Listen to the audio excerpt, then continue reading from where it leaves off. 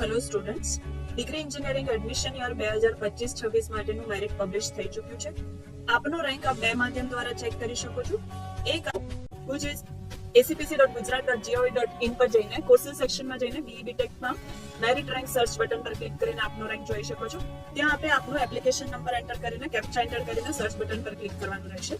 અહીંયા આપણે આપનો રેન્ક આપની બેઝિક ડિટેલ્સ જેવી કે એપ્લિકેશન નંબર અને નામ સાથે બતાવવામાં આવે છે.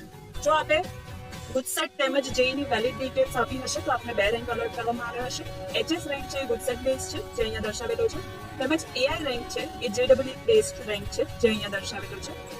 જેડબલઈ રેન્કમાં ફર્સ્ટ જે 9 ડિજિટ છે એ પ્રિફિક્સ તરીકે યુઝ કરેલો છે, તો આપનો જે રેન્ક છે એ પાછળના 5 ડિજિટ્સ જે પણ છે તે રહેશે. ત્યારબાદ આપણે આપનું બોર્ડ તેમજ હાલની કેટેગરી કઈ છે એ દર્શાવેલું છે. આપના મેરિટ કેલ્ક્યુલેશન માટે પીસીબી કે પીસીએમ ના કયા બોર્ડ પર્સન્ટાઇલનો યુઝ હોય છે તે દર્શાવેલું છે, તેમજ ગુજસેટ પર્સન્ટાઇલ કયા છે તે દર્શાવેલું છે. આ બંને પરથી મેરિટ માર્ક્સ કેટલા થયા છે તે અહીંયા દર્શાવેલું છે. નીચે આપને એલિજિબલ ગ્રુપ દર્શાવવામાં આવેલું છે જે પીસીએમ, પીએમસીઓ, પીસીબી વગેરે હોઈ શકે. આ એલિજિબિલિટી ગ્રુપ પરથી નક્કી થશે કે આપ કઈ બ્રાન્ચમાં એડમિશન મળી શકશે. અહીંયા બાજુમાં આપને લિંક આપેલી છે, જે લિંક પર આપ ક્લિક કરશો તો આપ આટલી બ્રાન્ચમાં એડમિશન લેવા માટે એલિજિબલ છો તે આપને દર્શાવવામાં આવે છે.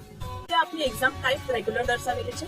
રીમાર્ક્સ છે અત્યારે ડેશ છે. જો આપને રેન્ક નહીં આપેલો હોય કે કોઈ એક જ રેન્ક અલોટ કરેલો હશે તો કયા કારણથી રેન્ક નથી આપ્યો તેનું કારણ અહીંયા દર્શાવેલું હશે.